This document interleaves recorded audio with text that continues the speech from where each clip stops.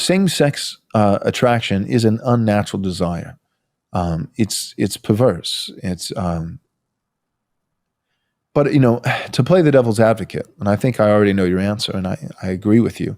But to play the devil's advocate, what would you say to a single young man? So he's not married, and he has heterosexual desires, but he desires a woman. Is that also at the level of desire? Even he's being celibate, he's not acting on it, but at the level of desire, if he desires a woman who is not yet his wife, is that also sin at the level of desire, inherently sinful?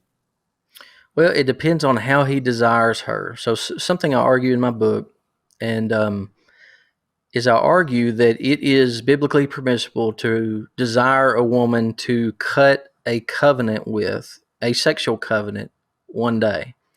But if he is desiring her before that day sexually, then that is sin. It's similar to, because if you argue from that it's natural to desire women sexually, then that would mean that it was permissible for even married men to desire other women sexually. I mean, we would have to argue that. Right. It'd be weird to say that this desire is not sin so long as you're single, and that you could desire anyone. Right, because that's the problem. Is okay, let's say you desire a particular woman because you're courting her or dating her, but then it doesn't work out, and you end the relationship, and then now you're dating, courting another woman, you end up marrying her. Well, then retroactively, are we looking back now and saying, well, that first desire for that first woman who did not actually end up becoming my wife, that was sinful, but that same desire pre-marriage with the second woman who I did actually marry, that was somehow not sinful, right? Is that kind of what you're getting at? Yeah. And mainly from Adam and Eve, so God took Eve from Adam. Adam was only attracted to one woman. I mean, if the fall did not happen, he would not have been attracted to multiple women. And that's with them being naked in the garden. Right. Which is wild. That is a state of integrity right there. Amen. I've ever seen one. Yeah. And so it is good to love a woman. It is good to desire a woman, to desire to cut a sexual covenant with a woman, but to desire sexual immorality is sin. It's the beginning of the lust of the flesh. Mm-hmm. And so we have to fight those desires. What I've told my sons, my oldest son is 15. I told him when he has, a desire that his body is telling him to get married according to God's design. Mm-hmm. And so he needs to pursue a wife.